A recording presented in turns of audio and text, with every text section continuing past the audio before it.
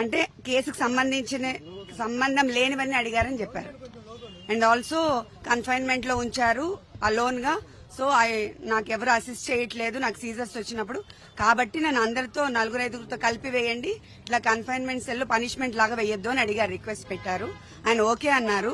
అంటే ఆయన టెంపరీగా వచ్చారంట, పర్మనెంట్ వాళ్ళెవరో లేరంట ఈ రోజు.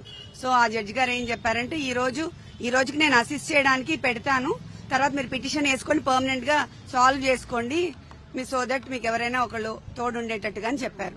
అంతే చెప్పారు సార్, చెప్పారు కాబట్టి జడ్జి గారు ఓకే అన్నారు. హెల్త్ ఇష్యూస్ ఉన్నాయని చెప్పారు. ఎందుకంటే అలోన్గా ఉన్నప్పుడు ఆస్మా వచ్చి కాఫ్ వచ్చి తనకి సీజర్స్ వస్తుంది. అంటే 22 hours కన్ఫైన్మెంట్ లో పెడుతున్నారు కదా, అట్లా పెట్టినప్పుడు ఆటోమేటిక్ గా ఆ ఫోబియా ఉన్నప్పుడు అలా వస్తుంది. కాబట్టి అలా వస్తుందని చెప్తే ఆయన కన్సిడర్ చేసి ఈ రోజుకి నేను ఇలా చేస్తాను, నేను టెంపరీ కాబట్టి మీరు పిటిషన్ వేసుకోండి అన్నారు. అలానే వేసి మనం తెచ్చుకోవాలి.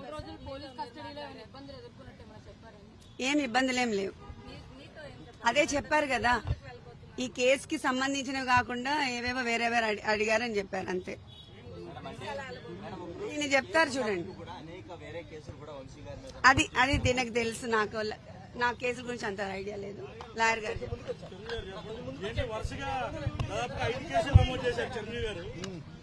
కేసులు నమోదు చేశారు వల్లభనేని వంశీ గారి మీద, ఒకదాని తర్వాత ఒకటి. కేసులకు సంబంధించి ఎట్లా చూడాలి, ఏం చెప్తారు? అంటే ఇప్పుడు వల్లభనేని వంశీ గారిని మేము మొదటి నుంచి చెప్తుందే కదా, ఏ కేసుల్లో కూడా నిజాలేం లేవు. ఎలా అయినా వంశీ గారిని కొంతకాలం అయినా జైల్లో బంధించాలన్న ప్రయత్నమే తప్ప ఇంకేం కాదు. ఇవన్నీ ఒక దాంట్లో బెయిల్ వేసాం. ఇప్పటికి ఎన్ని కేసులు కట్టారో తెలియదు. 10 అంటున్నారు, 8 అంటున్నారు, 9 అంటున్నారు, 11 అంటున్నారు. వాళ్ళ ఇష్టం వచ్చిన సెక్షన్స్ నంబర్స్ చెప్తున్నారు. ఇవన్నీ ఫుల్ ఫైనలైజ్ గా వాళ్ళు అవన్నీ ఒకటి సమాచారం తీసుకున్నా అన్ని కలిపి వీ కెన్ ఛాలెంజ్.